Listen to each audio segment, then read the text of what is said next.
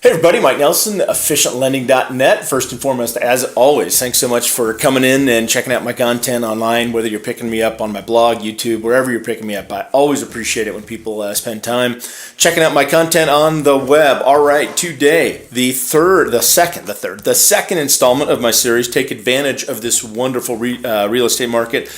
Last week I did my first installment, which was make all four parts of a mortgage work for you. And today I'm going to talk about mortgages are more math than emotion. And then next Wednesday I'm going to put up a post on understand why 2018 is not 2007 or 2007 all over again. All right, well, let me just start out by saying, got up this morning. Every morning I look at MBS Highway, Barry Habib's posts on what's going on in the market, etc. And the HPI, Housing Price Index, came out from CoreLogic this morning. And lo and behold, we're seeing a slowdown in appreciation of housing prices. Now, I'm not saying prices of houses are going down. I'm just saying they're appreciating not as fast. So, the analogy is a car's going 60 miles an hour. You slow it to 40 miles an hour. You're still going forward. You're not in reverse going backwards. And guys, I think this is phenomenal news. It's exactly what we would expect. I was saying on this channel, I don't know, a year and a half ago, that I thought there was tremendous opportunity, and until rates were going up, we weren't going to see the market just really have great value in it. And that stands to reason because interest rates don't lead the market, they reflect the market. The economy went up, wages are improving, and unemployment is at historic lows. So we would expect to see all the increase in interest rates to be stabilizing price, making it a better buyer's market now than necessarily a seller's market. So I'm excited about it. I think there's tremendous opportunity, which dives into the topic for today, which is mortgages are more math than emotion. And the idea behind this post is just simple. I'm hearing so much emotion from buyers and sellers and agents and lenders about the market. Is a crash going to happen, or prices are just too high, things of that nature. And I just think there's tremendous opportunity. So let's go into my series. Mortgages are more math than emotion. See if I can't give you some insight into kind of what I'm saying there and what I think. And so there's really three components to this quick video that I'm going to do. The first one is listen to your gut after you have done the math, not before. I'll talk about in that second. It's really about the right place for emotion in a mortgage purchase. And then look at the numbers. Look at all the numbers. Get as many data sources as you can. Look at things like market trends, HPI, the number I said came out today. Look at prices, rates, values of homes, things of that nature. And then lastly, the market and the house matter. Use a good real estate agent, and this is really important, and I'll talk about that in a second. All right, let's go into the first little tenet here. Listen to your gut after you've done the math, not before. First thing I want to say is emotion is very important in any housing process. So I'm not saying don't have emotion. Look, it's a great achievement. It's one of the totally exciting parts of life is owning a home. But just make sure it's in the right place. And I think the right place is the last part of your purchase decision. After you've taken all the information in, after you've looked at all the factors, what's your gut telling you to do? What are your emotions telling you to do? And my number one tenet here is never buy a house, never make a commitment on a mortgage that you can't see yourself sleeping at night when you move into the house. I mean, if you see yourself staring at the ceiling, stressed out about a mortgage payment, don't get the house. It's just not right for you. So just put emotion in the right place in the process, and I think it's last, not first. I'm going to show that here in just my second bullet as well. Understand metrics and math that are right for you. This makes sense. Look at your financial situation, work with your agent, work with your lender, and know what components of the house purchase are the most important to you. Could be a bunch of different things. It can be rate, payment, cash flow, appreciation value, investment. I mean, unlimited. Then the last thing, understand where the emotion comes from. Are you emotional about this house because it's been your dream to own a house by the ocean? Or are you emotional about this house because you have a new baby coming on and you want a nursery? Or you want to downsize because you're an empty nester? Just understand what's really driving your purchase. All right, let's get into the second tenet. Look at the numbers, rate, principal, payment, whatever those numbers are that are right for you, just take a look at them. But make sure they're the right numbers for you. Every situation is different. So I'm going to give you an example right here on a hypothetical $250,000 loan, and you can see it here on the sheet that I've got posted. And I'm going to show you where I think emotion gets attached to numbers, and I'm going to show you how I would do some analysis to make sure I've got the right scenario or the right data set for the decisions I'm making. So let's just take a quick look. And this is a hypothetical $250,000 mortgage. So a year ago this time, rates were about 4 1/8, and now in 2018 they're about 5%.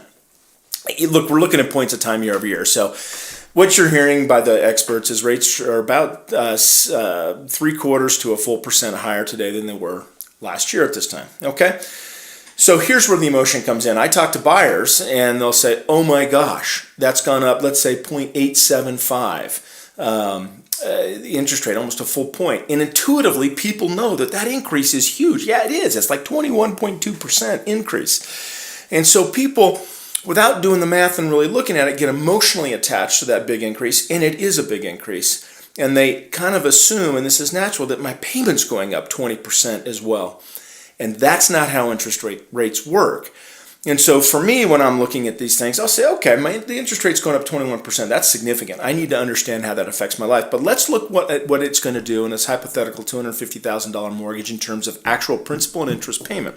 Well, lo and behold, you see that 7/8 of a point increase is actually increasing my monthly payment on this hypothetical $250,000 mortgage by $130 a month. Guys, that's only 11%, 10.8%.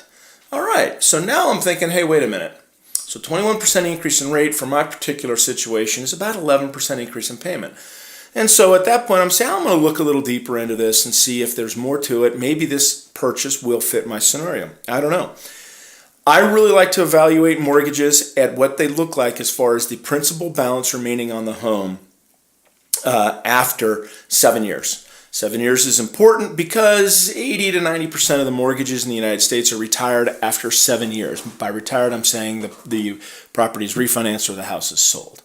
So now let's look at what this 21% interest rate increase means to the actual balance I'm going to have left in the home at 7 years. Lo and behold, 4 1/8, I'm going to owe $215,764 left on the loan. Okay?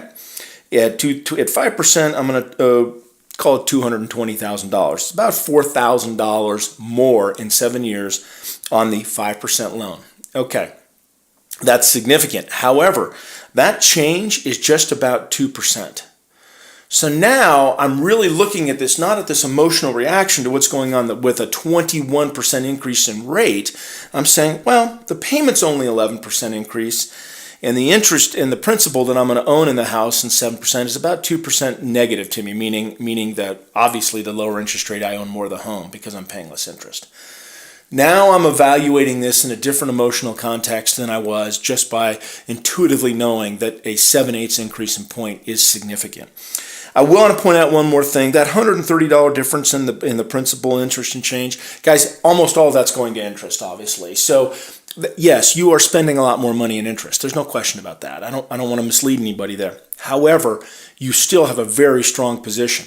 The other thing that I want to note is I'm not taking into account any tax benefit of a higher interest rate, tax deductions, and I'm not including any appreciation in the home. Okay? So those are just a couple things there as well. Now, it's just one way to look at it. You make your way. So when you have an emotional response to these interest rates that are coming up, look and see how is this helping the market. Right now, it's becoming more of a buyer's market because interest rates have risen. So those are other things to take into consideration. All right, I think that point's made. Now moving on.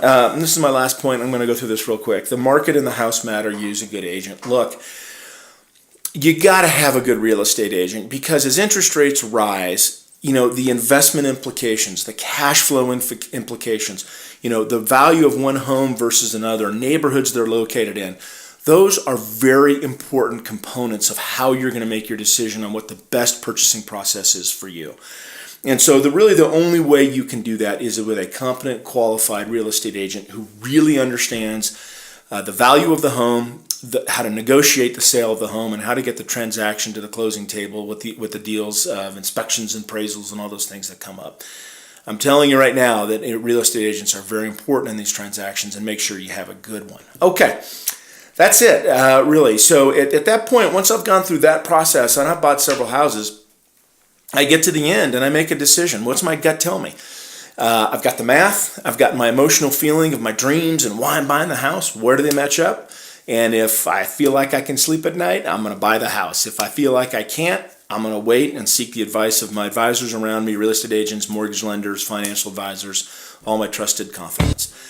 Hope that helps about how we use math to really put emotion in the right spot on these mortgages. As always, please feel free to call, text, email me anytime to discuss in greater detail. Love to chat and meet new people. Hope you have a great week, and thanks again for tuning in.